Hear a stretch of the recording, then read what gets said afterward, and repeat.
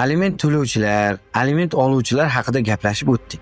Endi aliment to'lamaslikning huquqiy oqibati haqida gaplashib o'tsak. Hurmatli aliment to'lovchilar, avvalambor siz bir narsani unutmang. Siz to'layotgan alimentingiz yo farzandingizga, yoki farzandlaringizga, yoki ota-onangizga to'lanishini unutmang.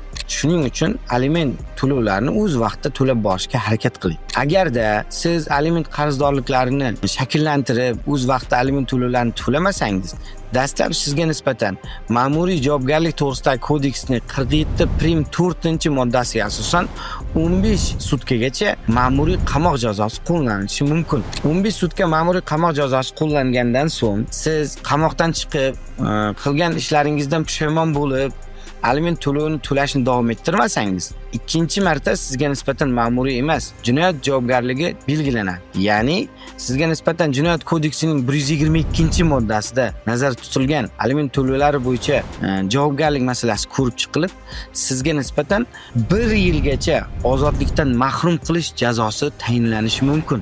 Agar bo'ldi, bir marta ma'muriy javobgarlikka tortilaman, bir marta ozodlikdan mahrum qilinaman deb o'ylasangiz xato qilasiz. Agar siz yanada o'z xatolaringizdan xulosa chiqarmasdan aliment to'lovlarini to'lashdan sistematik tarzda bosh tortib kelsangiz, sizga nisbatan endi siz retsidiv jinoyatchi deb hisoblanib, sizga nisbatan 3 yilgacha ozodlikdan mahrum qilish jazosi qo'llanilishi mumkin. Shuning uchun ogoh bo'ling. O'zingizni farzandingiz uchun to'lanishi kerak bo'lgan aliment uchun 15 sutka, 1 yil yoki 3 yillik ozodlikdan mahrum qilish jazolari qo'llanilishi menimcha noto'g'ri bo'ladi. Avvalambor har birimiz mas'uliyatli bo'laylik.